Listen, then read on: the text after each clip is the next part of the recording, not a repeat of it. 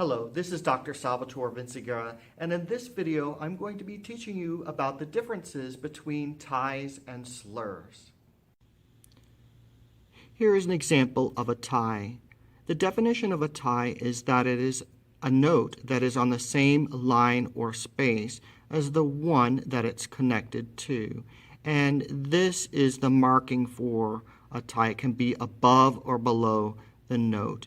And it connects these two notes together. So it can be above or below the note. And in this case, it is below the note. And it is on the same line or space. This is G and this is G. This is the typical way a tie would be used in a piece of music because it crosses the bar line to extend the value of the note. So instead of just this note receiving 4 beats, because it's a whole note, it actually gets one more beat, and it helps continue the melody into the next measure.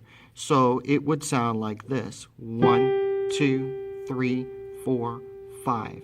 So a tie is a note on the same line or space, and the curve could be below the note or on top of the note, depending upon where the note is placed on the musical staff.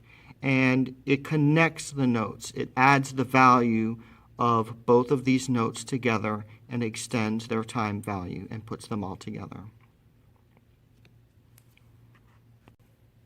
In this particular example, we're going to be looking at a slur. And as you can see, that there is a difference between the slur and the tie. The tie was on the same line or space. The slur is on different lines or spaces. The curve could be above the notes. It could also be below the notes. In this case, we have notes that are on different lines here. Could also be different spaces. The curve is on top of it because it looks more visually appealing. Now, the way or the technique that you would use to play this on the piano or any instrument, if you were to sing that, is to play it in a smooth or continuous manner. So if it didn't have that curve over it, it would just be plain quarter notes. It would sound like this.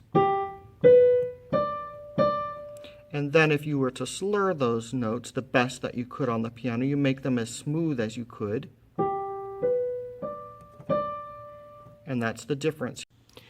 Here's an example of When the Saints Go Marching In and the usage of a tie. You notice that it is on the same line or space like the other example, and it extends the value of these notes so that it gets 5 beats, 4 plus 1.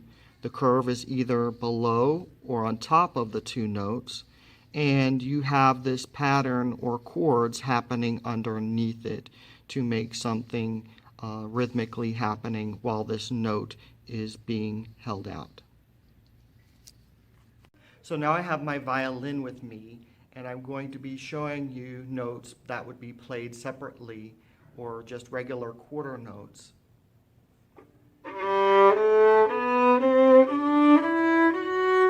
And then if I would like to slur these notes, the bow continues to move while I put down my fingers, like this.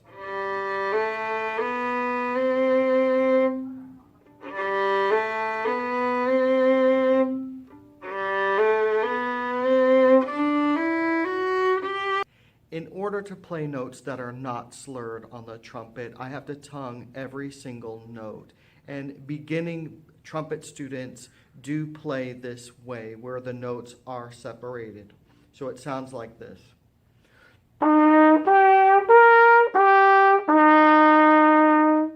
And then later on, and the same is true for violin and other instruments, they learn how to slur on their instrument.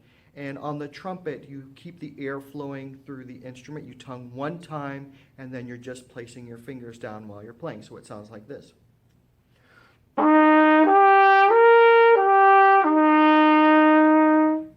This is Dr. Salvatore Vinciguerra. Thank you for watching this video on ties and slurs.